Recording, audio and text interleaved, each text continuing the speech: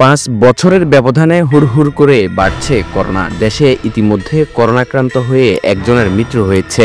গতকাল সোমবার চট্টগ্রামে শফিউল ইসলাম নামে এক ব্যক্তি মারা গেছেন। 75 বছর বয়সী শফিউল আগে থেকে কিডনি সংক্রান্ত জটিলতায় ভুগছিলেন।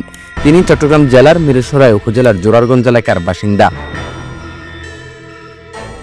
বিশ্বের বিভিন্ন দেশে করোনা ভাইরাসের সংক্রমণ বেড়ে গেছে। দেশেও করোনা ভাইরাসের নতুন একটি ভ্যারিয়েন্টের আক্রান্ত হচ্ছে মানুষ। ইতিমধ্যে ছড়িয়ে পড়া নতুন ভ্যারিয়েন্ট সংক্রমণ ঠেকাতে 11 দফার নির্দেশনা দিয়েছে দেশের স্বাস্থ্য অধিদপ্তর।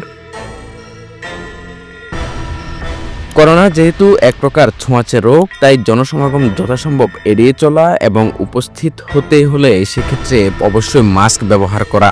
শ্বাসতন্ত্রের রোগগুলো থেকে নিজেকে রক্ষার জন্য মাস্ক ব্যবহার করা, হাঁচি বা কাশির সময় বাহু বা টিস্যু দিয়ে নাক মুখ ঢেকে রাখা, ব্যবহৃত টিস্যুটি অবিলম্বে ঢাকনাযুক্ত ময়লা ফেলার ঝুড়িতে ফেলে দেয়া, এছাড়া ঘন ঘন সাবান ও পানি কিংবা হ্যান্ড স্যানিটাইজার দিয়ে হাত ধুয়ে ফেলা, অপরিষ্কার হাতে চোখ, নাক ও মুখ না ধরা, আক্রান্ত ব্যক্তিদের সংস্পর্শ এড়িয়ে চলা এবং কমপক্ষে 3 ফুট দূরত্ব বজায় রাখা।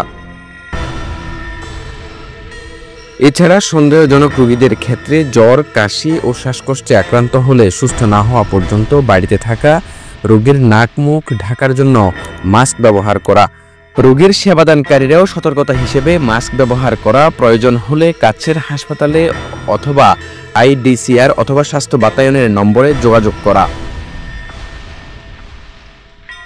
আমরা দেখেছি 2020-21 সালে বিশ্বের পরিণতি। বিশ্বজুড়ে হাজার হাজার মানুষের মৃত্যু দেখেছে বিশ্ব। কারো কারো কাছে মাস্ক পরাটা বিরক্তির কারণ হলেও এটাই আমাদের সুস্থতার প্রাথমিক পদক্ষেপ। ডেস্ক নিউজ, নিকট টিভি।